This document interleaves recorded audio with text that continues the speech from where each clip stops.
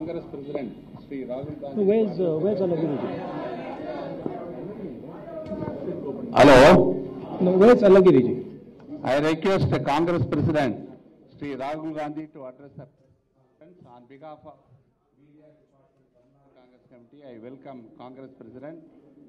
Now he will address the press gathering. Thank you. Thank you. Should we wait for?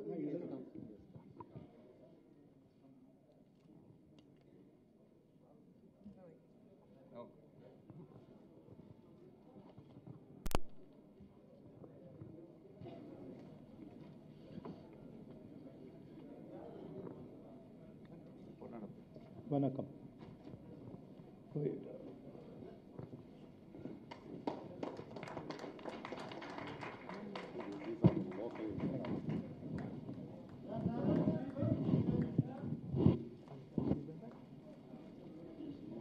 Okay.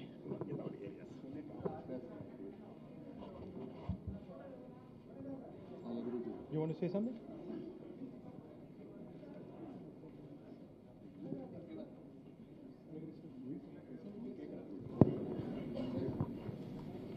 அன்பார்ந்த நண்பர்களே, அகில இந்திய காங்கிரஸ் கட்சியினுடைய தலைவர், எங்களுடைய அன்பிற்கும் போற்றுதலுக்கும் உரிய திரு ராகுல் காந்தி அவர்கள் தமிழகத்திலே மதசார்பற்ற கட்சிகளுடைய தேர்தல் பிரச்சாரத்தை துவக்கி வைப்பதற்காக இன்றைக்கு நாகர்கோயிலுக்கு வருகிறார்கள். இந்தியாவில் ஒற்றுமையையும் அன்பையும் வளர்ப்பதற்கு, வேற்றுமையில் ஒற்றுமை காண்பதற்கு, இந்திய மக்களை ஒரு தாயுள்ளத்தோடு பார்ப்பதற்காக அமைக்கப்பட்டிருக்கிற மகத்தான கூட்டணி தான் காங்கிரஸ் தலைமையிலான மதசார்பற்ற கூட்டணி. எங்களுடைய கூட்டணியினுடைய நோக்கம் ஆட்சிக்கு வர வேண்டும், பிரதமராக இருக்க வேண்டும், முதலமைச்சராக இருக்க வேண்டும் என்பது மட்டுமே அல்ல. அதற்கு மேலாக டாக்டர் அம்பேத்கர் அவர்களால் இயற்றப்பட்ட இந்த அரசியல் சட்டம் தொடர்ந்து பாதுகாக்கப்பட வேண்டுமா? எல்லா மொழிகளையும் பேசுகிற மக்கள் சம அந்தஸ்தோடு வாழ வேண்டுமா? எல்லா மதங்களையும் சேர்ந்த மக்கள் தங்களுடைய இறைபாட்டிலே உரிமையோடு இருக்க முடியுமா? இதற்கெல்லாம் அவர்களுக்கு வாய்ப்பளிக்க முடியுமா என்பதை உருவாக்குவதற்காகத்தான் இந்த கூட்டணியை நாங்கள் உருவாக்கி இருக்கிறோம். அது சம்பந்தமாக எங்களுடைய தலைவர் ராகுல் காந்தி அவர்கள் இப்பொழுது உங்களுடைய கேள்விகளுக்கு பதிலளிப்பார்கள். அதற்கு முன்பாக பேசுவார்கள். I didn't understand that. So, huh? Opening statement. Okay. Thank you for coming here for this press conference. While the opening statement was being made, I was wondering, how come the Prime Minister never does any of these press conferences? I mean, how come every other opposition person does press conferences, but the Prime Minister of India does not like to face the press? It's an interesting question. Anyway, please feel free to ask me what you would like. Rahul, today the Assam Gana Parishad has revived ties with the BJP. In the case of Congress across the country, although you have firmed up alliance in Tamil Nadu, in many other states you don't have a clear pre-poll alliance. Don't you think in the event of a hung parliament, this would be advantage BJP for the president to call the largest pre-poll alliance? How does it shape in your case and what plans you have? Secondly, unemployment and farmers' distress appear to be the key issues for elections this time. Do you have a clear plan for creating more jobs and to improve the lot of farmers? If yes, if you could explain that. Yeah. Thank you. First of all, on the alliance question, alliances in a number of states are firmed up. Tamil Nadu, Maharashtra, Jharkhand, Bihar is practically concluded. Jammu and Kashmir, the conversation is close to final stages. So the idea that Congress party and the opposition has not got alliances, that's just a flawed and a wrong idea. In fact, the people who don't have alliances are the BJP. And we are fighting as a combined opposition. On the jobs question, couple of points I'd like to make. Economic growth is directly related to the mood of the country. This is something that the BJP, the Prime Minister, fundamentally doesn't understand.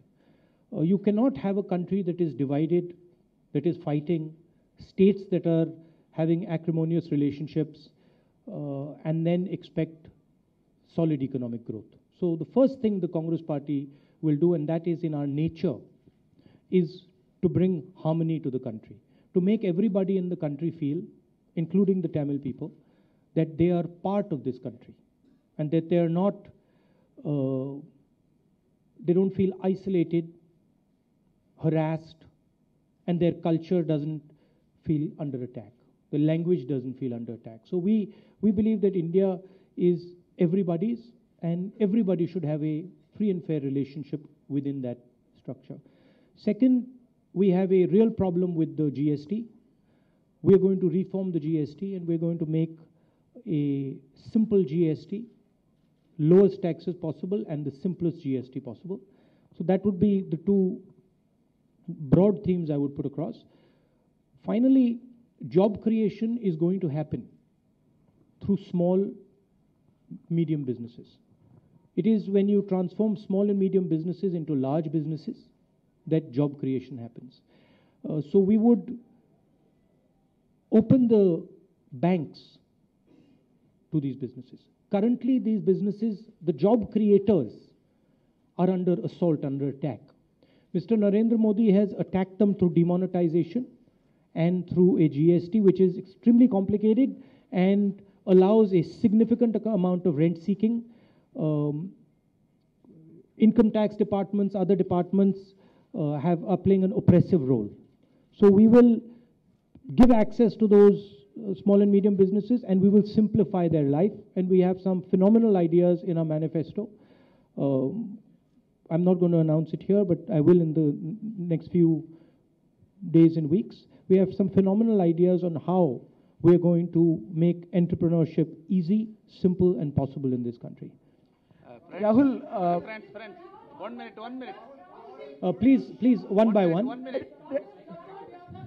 Rahul, pause. After Pulwama attack and Balakot airstrikes, do you see Where are any you? fresh challenges? After Pulwama and Balakot, do you see any fresh challenge to your political strategies? If yes, do you really think that it has given a perception that BJP has become more courageous? My second question. Well, the first thing is, the first question is 45 of our people were brutally murdered in Jammu and Kashmir. And I understand that whatever opportunity the Pakistanis will get, they will take. The question is, what did the government do to protect those 45 people? What did the government do to ensure that the Pakistanis could not plant a bomb near the bus? So that's the first question. Second question is the man who planted the bomb. The architect of that bomb is a man called Masood Azhar, released by the BJP, sent to Pakistan, sent to Kandahar by the BJP. National Security Advisor was involved in that deal. So the BJP needs to explain exactly why they sent that criminal back. That's the question of terrorism. The principal issues in this election, there are 3 or 4 issues. The single biggest issue that everybody feels is there is unemployment and joblessness in the country, and Narendra Modi is a flop show when it comes to unemployment and job creation. He's a flop show, nothing better. He makes these statements about Make in India, Startup India, these all fake statements. The reality is India has the highest unemployment it has had in 45 years. That is going to be a huge issue in the election, and every youngster understands that. Second, the state of India's farmers, and I have seen the farmers of Tamil Nadu in Jantar Mantar. I remember that, I don't forget. And I remember the response of the government to those people. Okay? So, the state of the farmers is the second issue. and the complete disrespect that the BJP government has towards farmers. That's the second issue. The third issue is the wholesale attack on our institutions. Removing the CBI chief at 1:30 at night, demonetizing without asking the RBI chief resigns, Supreme Court judges come out and say, we're not being allowed to do our work. So the wholesale attack on our institutions, the attack on Tamil culture, the attack on the Tamil language, and this is not just Tamil Nadu. All states in India are feeling that. The Northeast is feeling it, the South is feeling it, everybody is feeling it. This country is not going to be ruled from Nagpur. It's as simple as that. Every state has the right to have a voice in this country, and we will guarantee that every single state, including Tamil Nadu, has a voice in where this country goes. We have a government in Tamil Nadu, frankly, that is remote controlled by the Prime Minister. And this is an insult to the Tamil people. It's an absolute insult to the Tamil people. And I understand the Tamil people's sentiment that they are, in first time in many years, they are being run from Delhi. And it is unacceptable to me. I think the Tamil people should run their own state. Those are the broad issues. Before asking questions, mention the media name. So, Ramesh, Rahul here. Pudhiya Thalaimurai. Final point. The state of the economy. See, we are creating a crisis. Our demographic dividend, Mr. Narendra Modi is turning it into a disaster. And instead of doing anything about it, he is making everybody fight. So there has to be a movement towards unification. There has to be a movement towards building bridges. There has to be a movement towards a conversation. And that is the spirit of my first question. Why is it that the Prime Minister is scared of a conversation? Why can't the Prime Minister, don't have a conversation with me, have a conversation with the press. Have the guts to come here like I do. Have the guts to go in front of 3,000 students and talk to them. Why are you hiding? Hello, sir. Rahul, I want to ask you about... Vijay from Satyam News. Sir, what is your poll promise in Tamil Nadu? And what is your poll What is promise? my poll promise? What is our poll promise in Tamil Nadu? Because we have a lot of problem in hydrocarbon issues and sterility issues and continuous farmers' agitations. Local issues, frankly, are better addressed by the PCC president and the senior leaders here. I will give you a broad sense of how I would think about it at a national level. What is your special... Let me answer. What is your special slogan for an parliament election? Can I answer? Sorry? Let me answer. Yeah. So, broadly, the economy has to be put on track. We have a revolutionary idea that we are studying, analyzing, and I am confident that we will be able to implement a revolutionary idea when we come to power. That idea is called the minimum basic income guarantee. That means that after 2019, there will be nobody in India below the minimum income line. We will decide a minimum income line, and everybody will be brought up to that minimum income line by a direct cash transfer into the bank account. I think this will be a massive boost to Tamil Nadu and the people of Tamil Nadu.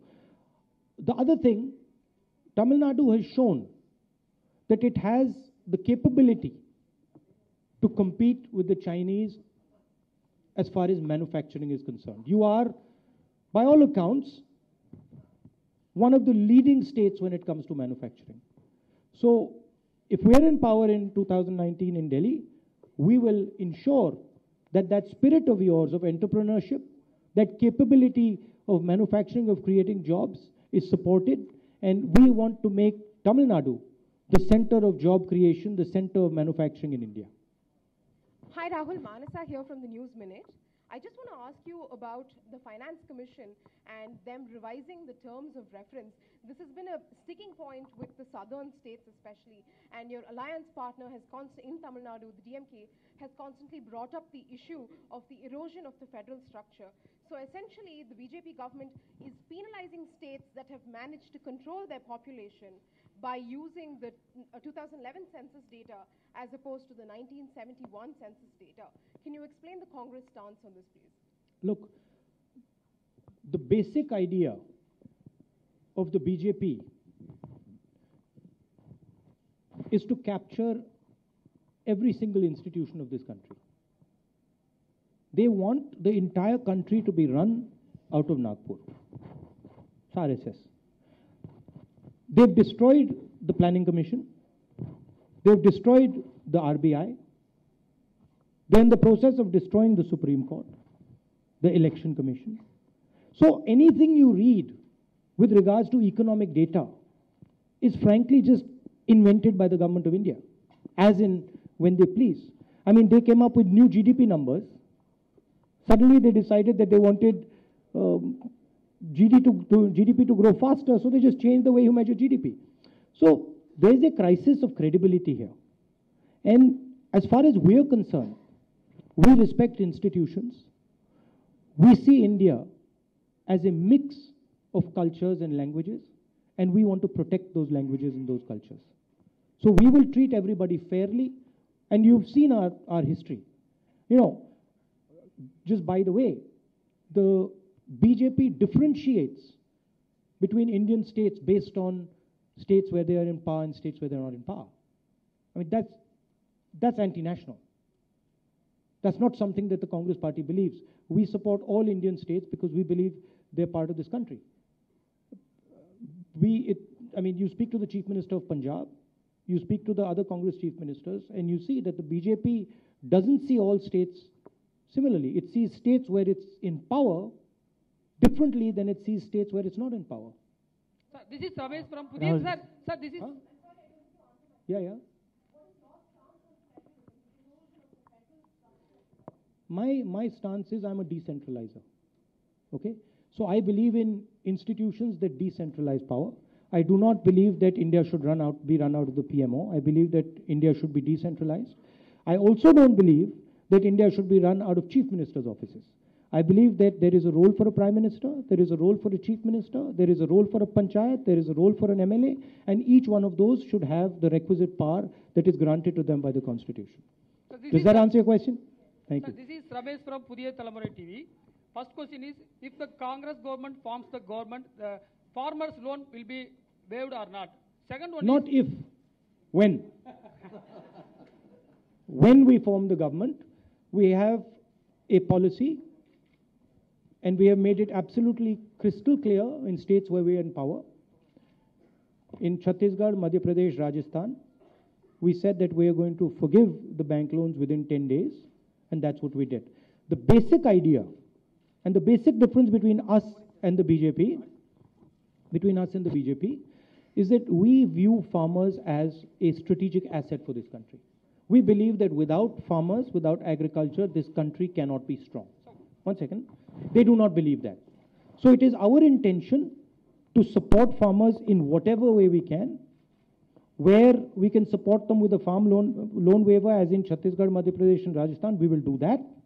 Where we can support them by building cold chain, food processing plants, other infrastructure, we will do that. But we consider farmers to be central to India's development. That is the difference. And as far as supporting them is concerned, it is a matter of belief, it is a matter of faith, and we have 100% faith in the ability of the farmers to transform India. Thank you. Rahul, here, Rohit from the... I need to ask other people. Rahul, Rohit from the Hindu. With regard to Rafale specifically, so you just said when you come to power, but are you looking at forming the government in 2019? That is one. Yes.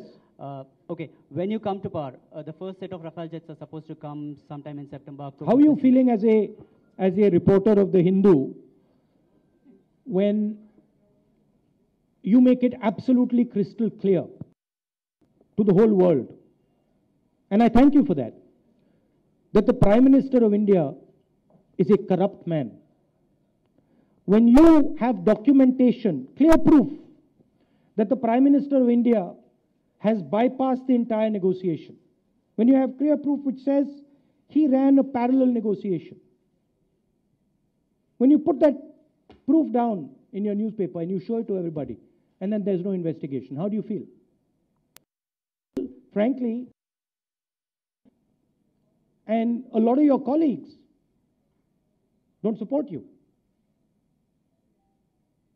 Right? You're nodding your head. I understand why they don't support you. Because they are threatened, they're bullied, they're crushed. I understand. But I'm extremely proud of you for doing your duty. I'm extremely proud of you for putting the truth down right in front of Mr. Narendra Modi. It's not an easy thing to do.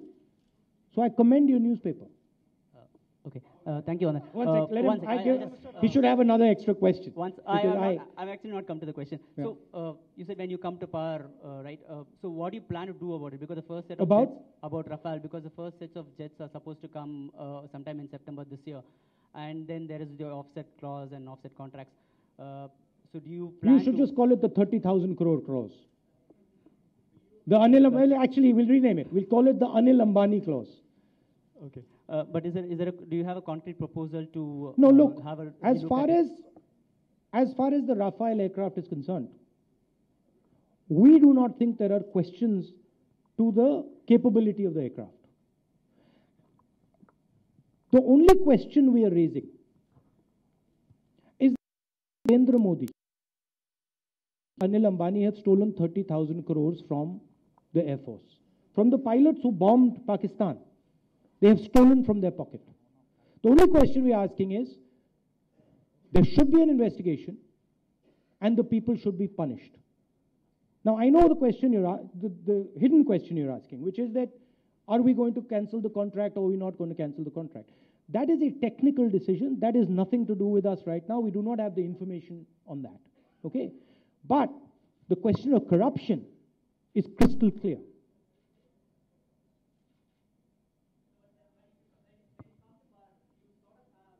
We have an investigation, and I am absolutely 100% certain that on the back of that investigation, Mr. Narendra Modi and Mr. Anil Ambani will be convicted.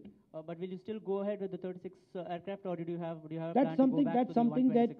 That's something when we have access to the information, that will be decided. That would be inappropriate, and I'm not informed enough to answer that question here. Hello, Mr. Rahul. Hello, Mr. Rahul. Myself, Priyan from Parliament News. And my question is, the NDA alliance has clearly proposed that PM Modi is a PM candidate. And also they say that there is a lot of contradictions in choosing a PM candidate in a UP alliance. And what do you answer for them? My answer is that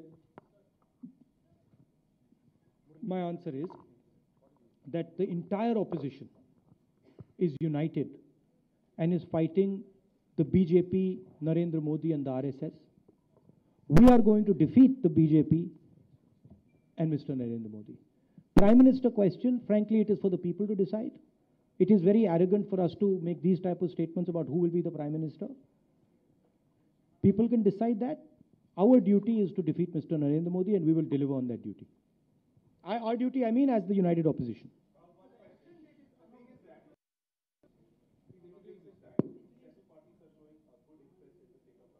Sorry? Yeah.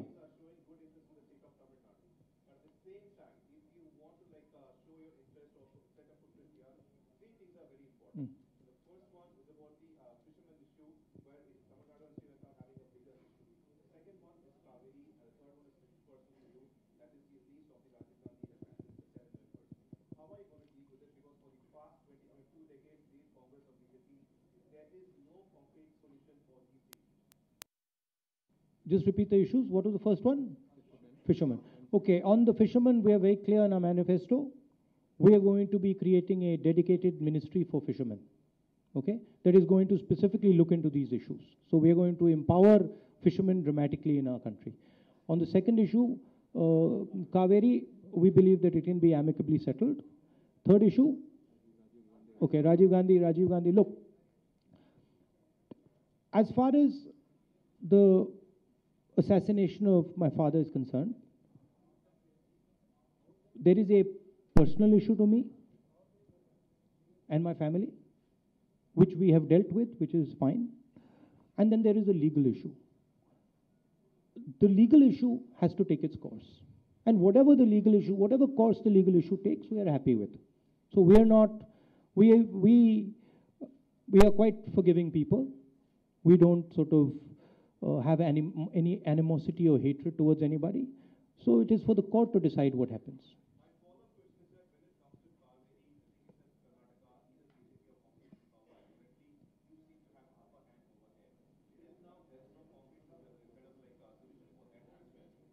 I think you need a conversation to start. You need a conversation to start between the stakeholders, and that's the type of thing we excel at. Mr. Rahul, I am See, right now, I mean, you said that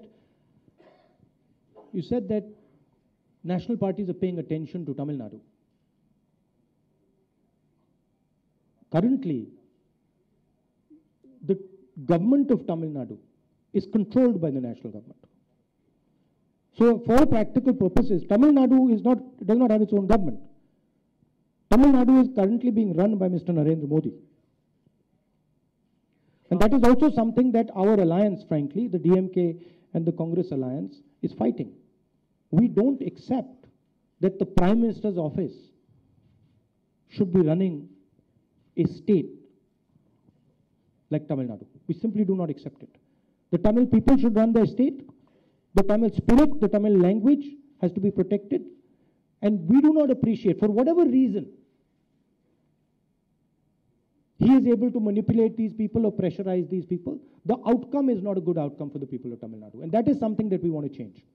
Mr. Rahul, I am Muralidharan. And by the way, this feeling is there in Tamil Nadu. The sense that there is an assault on Tamil culture, Tamil language. There is an assault on Tamil students. This feeling is there. We've seen it. And this feeling is unfortunate. This feeling has to be erased from the hearts of Tamil people. Tamil people should feel that in our country, we run our state, our language, our culture, our history is not attacked, and we are equal partners in this state. Mr. Rahul, I'm Muralidharan from BBC. If Congress win back to power, will you give education as a state subject? And the NEET exam Education as a state subject? Yeah, it's a concurrent subject now. Yeah. So will you give it back to states? And the NEET exam, what's your take on that? NEET exam is a big worrisome issue in Tamil Nadu. Yeah, I mean that is an issue that we will look into. That it is discriminatory against youngsters in the state. That is something we will look into, and I think it is resolvable. Broadly, I feel that we need to spend a lot more on education. As a country, we are not spending enough on education, and we've been discussing with the Manifesto Committee that we want to make it 6% of expenditure. We want to make it 6%. So we want to increase the amount of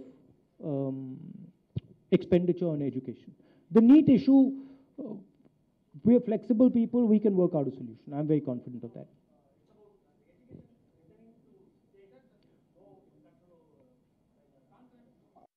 What do you feel? Returning it absolutely is straight? Can't be.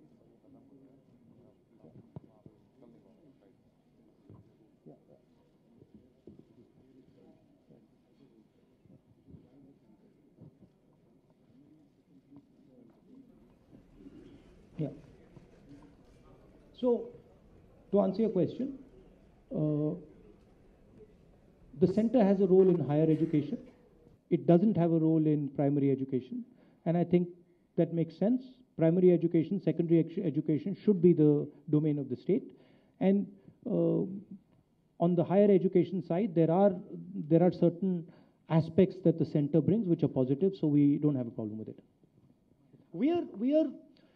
Let me frame it for you differently. We are against the assault on the education system of our country. Today, Vice Chancellor after Vice Chancellor is being placed based on the ideology he follows. Institutions are being placed what Mr. Mohan Bhagwat and the RS. That is for us unacceptable. We want our institutions to be independent. We want our students to ask questions, to challenge ideas, any idea. So that is the difference between the spirit. Hello, Rahul sir. I think we have a time issue now.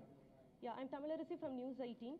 How many percentage of seats would Congress allow to women? We are not just going to allot percentage of seats to women. We are doing something much bigger than that. We are doing something bigger than that. We've taken a decision in our manifesto that we are going to pass women's reservation, 33% of parliament seats, 33% national government level to reserve 33% of all jobs for women. Sir, Deva from News 7. Sir, Deva from News 7. தமிழ்நாட்டில் தொடர்ந்து திமுக அதிமுகவோட இணைந்து பயணிச்சுட்டு வரீங்க. காங்கிரஸ் தன்னெழுச்சியாக உருவாவதற்கு எது தடையா இருக்குன்னு நினைக்கிறீங்க? அதுபோக நீங்க தமிழ்நாட்டில் ஒரு தொகுதியில போட்டியிடணும்னு சொல்லி உங்க கட்சி நிர்வாகிகளே சொல்லிட்டு இருக்கிறாங்க. தமிழ்நாட்டில் நீங்க போட்டியிடுவதற்கான வாய்ப்புகள் இருக்கிறதா?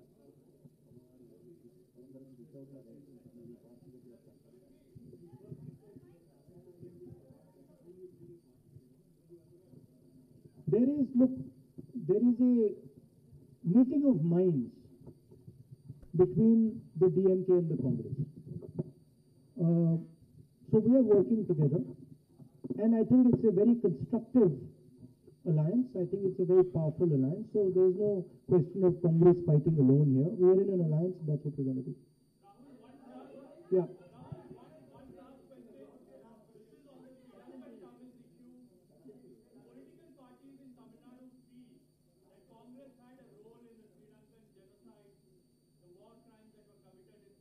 No, I don't think they feel that.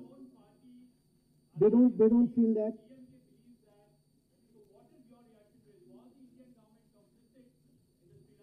I mean, that's an absurd question. I mean, that's not even a question worth asking. There's no question of that. We love the Tamil people. We support the Tamil people, and there's no two ways about that. I mean, I find that frankly, I find that question insulting.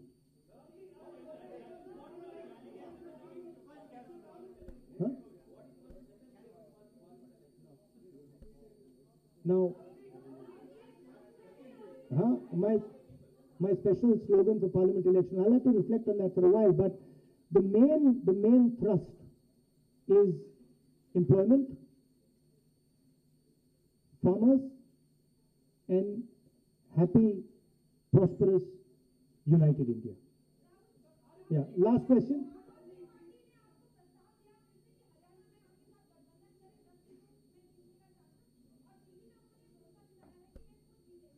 On Aam Aadmi Party, we made our stance very clear. There's no confusion about that. Thank you very much, all of you, for coming here. Thank you. Nandri.